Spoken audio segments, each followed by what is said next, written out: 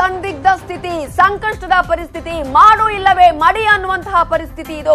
ಕೊಟ್ರೂ ಕಷ್ಟ, ಕೊಡದಿದ್ರೂ ಕಷ್ಟ. ಕೊಟ್ರೆ ಯಾವ ರೀತಿಯಾದಂತಹ ಕಷ್ಟ, ಕೊಡದಿದ್ರೆ ಯಾವ ರೀತಿಯಾಗಿ ಕಷ್ಟ.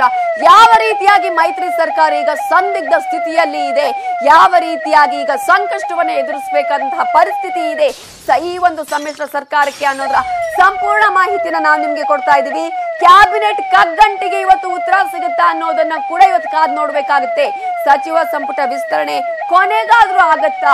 ಸಮನ್ವಯ ಸಮಿತಿ ಸಭೆಯತ್ತ ಈಗ ಎಲ್ಲರ ಚಿತ್ತ ಇದೆ. ಇವತ್ತು ಸಮನ್ವಯ ಸಮಿತಿ ಸಭೆ ನಡೆಯುತ್ತೆ. ಹಾಗಾಗಿ ಸಚಿವ ಸ್ಥಾನ ಆಕಾಂಕ್ಷಿಗಳಿಗೆ ಒಂದು ರೀತಿಯಲ್ಲಿ ಎದೆ ಡವಡವ ಅಂತ ಇದೆ, ಹೃದಯ ಬಡಿತ ಲಬ್ ಡಬ್ ಅಂತ ಇದೆ.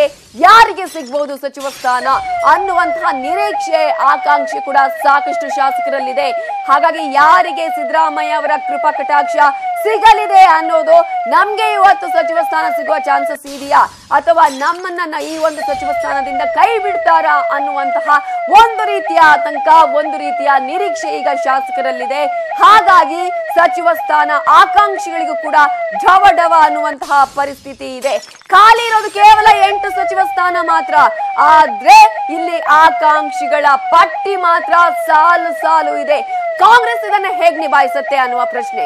ಸಂಪುಟ ವಿಸ್ತರಣೆಗೆ ಜೆಡಿಎಸ್ ಅಂತೂ ಸಿದ್ಧ ಆಗಿದೆ, ನಾವು ಸಿದ್ಧ ಅಂತ ಹೇಳ್ತಾ ಇದೆ ಜೆಡಿಎಸ್. ಆದ್ರೆ ಕಾಂಗ್ರೆಸ್ ಬಳಿಯ ಖಾತೆಗಳೇ ಈಗ ಕಗ್ಗಂಟಾಗ್ತಾ ಇರೋದು. ಇಲ್ಲಿ ಜೆಡಿಎಸ್ಗೆ ಯಾವುದೇ ಸಮಸ್ಯೆ ಇಲ್ಲ, 2 ಖಾತೆಗಳ ನಿರ್ವಹಣೆ ಮಾಡಬಹುದು ಅನ್ನುವ ಮಾತುಗಳು ಕೇಳಿ ಬರ್ತಾ ಇದೆ.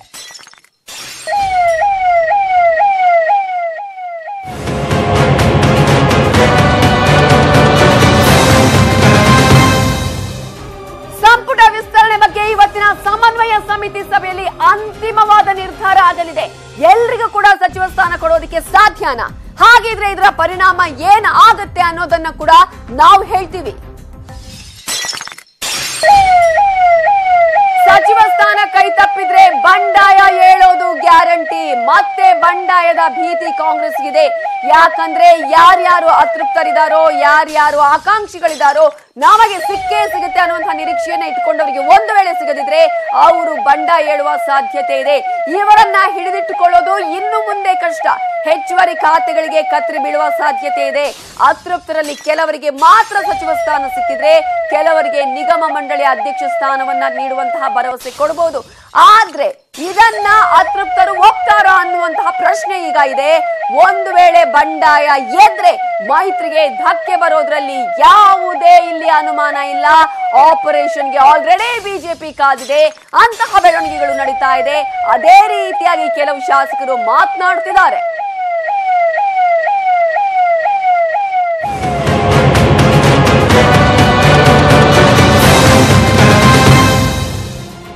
ಕಾಂಗ್ರೆಸ್ ಇದಕ್ಕಾಗಿ ಎಲ್ಲಾ ಸಿದ್ಧತೆಗಳನ್ನ ಮಾಡ್ಕೊಳ್ತಾ ಇದೆ. ಸಮನ್ವಯ ಸಮಿತಿ ಸಭೆಗೂ ಮುನ್ನ ಮತ್ತೊಂದು ಮೀಟಿಂಗ್ ಅನ್ನ ಮಾಡುತ್ತೆ ಕಾಂಗ್ರೆಸ್ ಲೀಡರ್ಸ್ ಮೀಟಿಂಗ್ ಅನ್ನ ನಡೆಸಲಿದ್ದಾರೆ. ಈಗ ಇರುವಂತಹ ಟ್ವಿಸ್ಟ್ ಅದೇ. ಯಾಕಂದ್ರೆ ಸಮನ್ವಯ ಸಮಿತಿ ಸಭೆಯಲ್ಲಿ ಒಂದ್ ಕಡೆ ಸಂಪುಟ ವಿಸ್ತರಣೆಯ ವಿಚಾರ ಬಂದ್ರೆ ಅದಕ್ಕಿಂತಲೂ ಮುನ್ನ ಈಗ ಸಭೆಯನ್ನ ನಡೆಸಲಾಗುತ್ತೆ. ಸಮನ್ವಯ ಸಭೆಗೂ ಮುನ್ನ ಸಭೆಯನ್ನ ನಡೆಸಿ ಕಾಂಗ್ರೆಸ್ ನಾಯಕರು ಸಭೆಯನ್ನ ಮಾಡ್ತಾರೆ. ಕೆಪಿಸಿಸಿ ಕಚೇರಿಯಲ್ಲಿ ಕಾಂಗ್ರೆಸ್ ಮುಖಂಡರು ಮೀಟಿಂಗ್ ಅನ್ನ ನಡೆಸ್ತಾರೆ. ಸಮನ್ವಯ ಸಮಿತಿ ಸಭೆಗೂ ಮುನ್ನವೇ ಈ ಒಂದು ಮೀಟಿಂಗ್ ಅನ್ನ ಅರೇಂಜ್ ಮಾಡಲಾಗಿದೆ. ಕಾಂಗ್ರೆಸ್ ನಾಯಕರನ್ನ ಕರೆಸಿ ಏನ್ ಮಾಡಬೇಕು, ಸಮನ್ವಯ ಸಮಿತಿ ಸಭೆಯಲ್ಲಿ ಯಾವ ವಿಚಾರಗಳನ್ನ ಹೇಗ್ ನಿಭಾಯಿಸಬೇಕು ಅನ್ನೋದ್ರ ಕುರಿತು ಕೂಡ ಕೆಪಿಸಿಸಿ ಕಚೇರಿಯಲ್ಲಿ ಮೀಟಿಂಗ್ ನಡೆಯುತ್ತೆ. ವೇಣುಗೋಪಾಲ್ ಅವರ ನೇತೃತ್ವದಲ್ಲಿ ಸಭೆಯನ್ನ ಮಾಡಲಾಗುತ್ತೆ. ಯಾಕಂದ್ರೆ ಆಲ್ರೆಡಿ ಈಗ ಅತೃಪ್ತರಿದ್ದಾರೆ ಅನ್ನೋದು ಕೂಡ ಗೊತ್ತು. ಸಂಜೆ 3 ಗಂಟೆಗೆ ಕೆಪಿಸಿಸಿ ಕಚೇರಿಯಲ್ಲಿ ಕಾಂಗ್ರೆಸ್ ನಾಯಕರ ಸಭೆಯನ್ನ ಕರೆಯಲಾಗಿದೆ. ಮೈತ್ರಿ ಸರ್ಕಾರದ ಬಗ್ಗೆ ಕೂಡ ಇಲ್ಲಿ ಚರ್ಚೆಯನ್ನ ನಡೆಸಲಾಗುತ್ತೆ. ಸರ್ಕಾರದ ಕಾರ್ಯವೈಖರಿ ಬಗ್ಗೆ ಕಿಡಿಕಾರಲಾಗಿದೆ. ಆಲ್ರೆಡಿ ಮೈತ್ರಿ ವಿರುದ್ಧ ಕಾಂಗ್ರೆಸ್ ಶಾಸಕರು ಸಾಕಷ್ಟು ಬಾರಿ ತಮ್ಮ ಅಳಲನ್ನ ತೋಡ್ಕೊಂಡಿದ್ದಾರೆ. ಕ್ಷೇತ್ರವಾರು ತಾರತಮ್ಯದ ಬಗ್ಗೆ ಕೂಡ ಚರ್ಚೆ ನಡೆದಿದೆ. ಹಾಗಾಗಿ ಈ ಸಮನ್ವಯ ಸಮಿತಿಗಿಂತಲೂ ಮುನ್ನ ಅದರಲ್ಲೂ ಕೂಡ ಕೆಪಿಸಿಸಿ ಕಚೇರಿಯಲ್ಲಿ ವೇಣುಗೋಪಾಲ್ ಅವರ ನೇತೃತ್ವದಲ್ಲಿ ಕಾಂಗ್ರೆಸ್ ಮುಖಂಡರ ಸಭೆಯನ್ನ ಮಾಡಲಾಗತ್ತೆ. ದೋಸ್ತಿಗೆ ಒಂದ್ ಕಡೆ ಕ್ಯಾಬಿನೆಟ್ ಕಗ್ಗಂಟೆ ಆಗುತ್ತಾ, ಆ ಒಂದು ಕಗ್ಗಂಟೆ ಪ್ರಾಬ್ಲಮ್ ಆಗುವ ಚಾನ್ಸಸ್ ಇದೆಯಾ ಅನ್ನೋದು ಒಂದ್ ಕಡೆ ಆದ್ರೆ, ಸಾಕಷ್ಟು ಸಚಿವ ಸ್ಥಾನ ಆಕಾಂಕ್ಷಿಗಳಿದ್ದಾರೆ. ಮೈತ್ರಿ ಸರ್ಕಾರದಲ್ಲಿ ಕೇವಲ ಖಾಲಿ ಉಳಿದಿರೋದು 8 ಸಚಿವ ಸ್ಥಾನಗಳಾದ್ರೆ ಅದರಲ್ಲಿ 6 ಸಚಿವ ಸ್ಥಾನ ಮಾತ್ರ ಕಾಂಗ್ರೆಸ್ ಪಾಲಿಗೆ ಲಭ್ಯವಾಗಲಿದೆ. ಚಿದಾನಂದ ಪಾಟೀಲ್ ಒಂದು ರೀತಿಯಲ್ಲಿ ಸಂಪುಟ ವಿಸ್ತರಣೆ ಅಂತೇಳಿ 6 ತಿಂಗಳಿಂದ ದುಡ್ಕೊಂಡೇ ಬಂದಾಗಿತ್ತು. ಆದ್ರೆ ಈಗ ಮಾಡು ಇಲ್ಲವೇ ಮಡಿ ಅನ್ನುವಂತಹ ಪರಿಸ್ಥಿತಿ ಈಗ ಸಮ್ಮಿಶ್ರ ಸರ್ಕಾರಕ್ಕೆ. ಮಾಡಿದ್ರೂ ಕಷ್ಟ, ಮಾಡದಿದ್ರೂ ಕಷ್ಟ ಅನ್ನುವಂತಹ ಪರಿಸ್ಥಿತಿ. ಯಾವ ರೀತಿಯಾಗಿ ನಿಭಾಯಿಸಬಹುದು ಈ ಒಂದು ಸಮ್ಮಿಶ್ರ ಸರ್ಕಾರ, ಅಥವಾ ಕಾಂಗ್ರೆಸ್ ಏನೆಲ್ಲ ಪ್ಲಾನ್ ಅನ್ನ ಮಾಡ್ಕೊಳ್ಬಹುದು? ನವಿತಾ ಜೈನ್ ಮಾತ್ರ ಬೆಳವಣಿಗೆಯಲ್ಲಿ ಇವತ್ತು ಮೈತ್ರಿ ಸರ್ಕಾರಕ್ಕೆ ಮತ್ತು ಕಾಂಗ್ರೆಸ್ಗೆ ಕ್ರೂಷಿಯಲ್ ಡೇ ಅಂತ ಹೇಳಿದ್ರು ತಪ್ಪಾಗಲಾರದು. ಯಾಕಂತ ಹೇಳಿದ್ರೆ ಒಂದು ಕಡೆ ಬೆಳಗಾವಿ ಅಧಿವೇಶನ ಇರುವುದು, ಅಧಿವೇಶನಕ್ಕೂ ಮುಂಚೆ ಸಂಪುಟ ವಿಸ್ತರಣೆ ಆಗ್ಬೇಕಂತ ಹೇಳಿ 18ಕ್ಕೂ ಹೆಚ್ಚು ಆಕಾಂಕ್ಷಿಗಳು ಕಾಂಗ್ರೆಸ್ ಮೇಲೆ ಒತ್ತಡವನ್ನ ಹೇರಿರುವುದು. ಇದರ ಬೆನ್ನಲ್ಲೇ ಒಂದು ಕಡೆ ಆಪರೇಷನ್ ಕಮಲದ ಭೀತಿ ಕೂಡ ಮೈತ್ರಿ ಸರ್ಕಾರಕ್ಕೆ ಎದುರಾಗಿರುವುದು. ಹಾಗಾಗಿ ಇವತ್ತು ಪ್ರಮುಖವಾಗಿ ಮಧ್ಯಾಹ್ನ ಕಾಂಗ್ರೆಸ್ ಹಿರಿಯರ ಸಭೆಯನ್ನು ಕರೆದಿದ್ದಾರೆ. ಆ ಸಭೆಯಲ್ಲಿ ಸಚಿವ ಸಂಪುಟ ವಿಸ್ತರಣೆ ಮಾಡಬೇಕಾ ಅಥವಾ ಮಾಡಿದ್ರೆ ಏನೆಲ್ಲ ಪರಿಣಾಮಗಳಾಗ್ತವೆ, ಆ ಪರಿಣಾಮವನ್ನು ಯಾವ ರೀತಿ ಎದುರಿಸಬೇಕೆಂಬುದರ ಬಗ್ಗೆ ಚರ್ಚೆ ನಡೆದಿದೆ.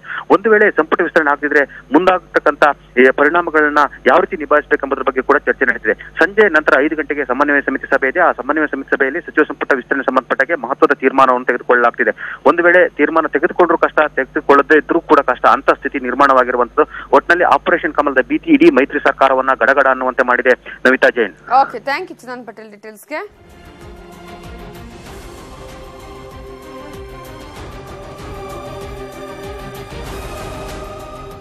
ಹೇಗೋ ನಿಭಾಯಿಸ್ಕೊಂಡು ಬಂದಿದ್ರು 6 ತಿಂಗಳ ಕಾಲ ಸಂಪುಟ ವಿಸ್ತರಣೆ ಮಾಡ್ತೀವಿ ಅಂತ ಹೇಳಿ. ಆದ್ರೆ ಈಗ ಮಾಡ್ಲೇಬೇಕಾದಂತಹ ಪರಿಸ್ಥಿತಿ ಇದೆಯಾ?